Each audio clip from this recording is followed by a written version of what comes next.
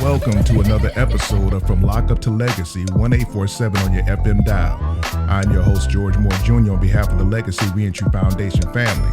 I recently had the privilege of spending time with my childhood friends from my hometown of Richmond, California, Oakland, California.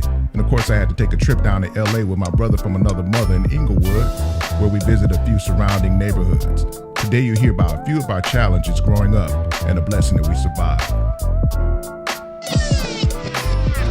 It was a real struggle, you feel me, for us all. But we survived the struggle, and we always kept like knowledge, education, you know what I'm talking about? That was like the main importance, even when we was out doing like negative stuff. Pete Game, like many of the youth in our neighborhood, was not expected to reach the age that he is now. Which brings us to T.Y., another one of my childhood friends who was blessed to make it out. As we came up, I just was trying to pick up knowledge, because, the area where we were, I grew up in Richmond. I was born in Oakland, California, but I grew up in Richmond. And, it was just survival of the fittest, man. You had to know how to survive. You had to know how to hustle. You had to know how to work, or you weren't going to make it. And that's pretty much any ghetto worldwide. D. Ross is another walking miracle. When you come out here into an environment where there's dope, there's murder, there's guns, there's just recklessness. Out here in 93, 100 people a year was dying. And a little bitty city that it takes literally 10 minutes to drive through the whole city. There's not a 3-story rise building here. There are no parks though. There's nowhere to play. There's nowhere to go. There are no movie theaters, no bowling alleys, there's nothing to get into. This is where the train tracks is and the guns is at. So what me and him had to deal with every day was a bunch of neglected dudes who trying to kill themselves really real fast, and us ignorant as hell trying to do it with them. I personally grew up confused about who I really was. Grandma didn't raise me to be a fool, but I was searching for a small glimpse of love.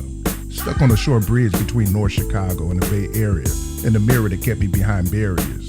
The old me, the shadow of lies, but still God saw fit to give me a legacy. Living in hell with visions of the person that I am presently. I'm on a different bridge now, there's no place I'd rather be. Hoping to prevent violence from people leaving the DOC. Young souls wrongly convicted that somehow look like me. This is not TV. This is the gospel truth that sets dope dealers free when they bend the knee. This is not the Jesus stuck behind 4 walls I just couldn't breathe, knowing that you're more than a broken law and a trumped up felony. My prayer is that we can all go from lockup to legacy. We wasn't innocent, but we was too innocent to be down where we was. We went from El Cerrito down to the bottom of the dungeon, not like up here where we at even now in the 40s. We down in the teens. And the lower you go, the worse it get. Half our friends down there didn't make it back up to the 30, 40 blocks. They're dead, or they're in jail still. We can name them.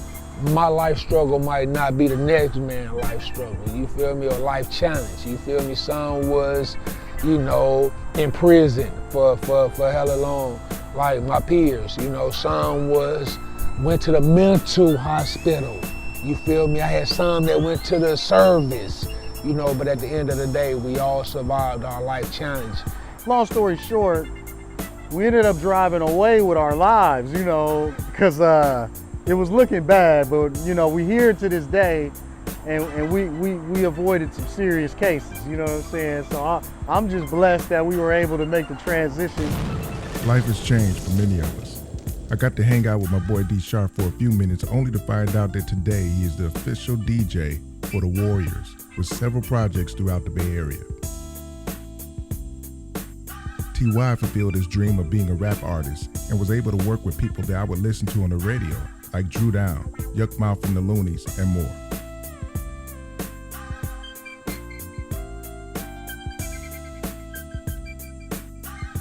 D. Ross turned out to be the man of wisdom that we always knew he would be, with a beautiful family, several major accomplishments on the music scene, and a unique ability to educate and influence his peers.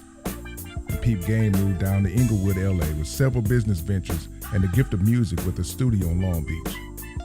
At the end of the day, there's not enough knowledge in this world that could have got us to where we are now. It's only by God's grace that we made it this far. I'm back in my hometown of North Chicago. Another story that will be told, but until then, my next endeavor is to glorify God by telling your story and how you went from lockup to legacy.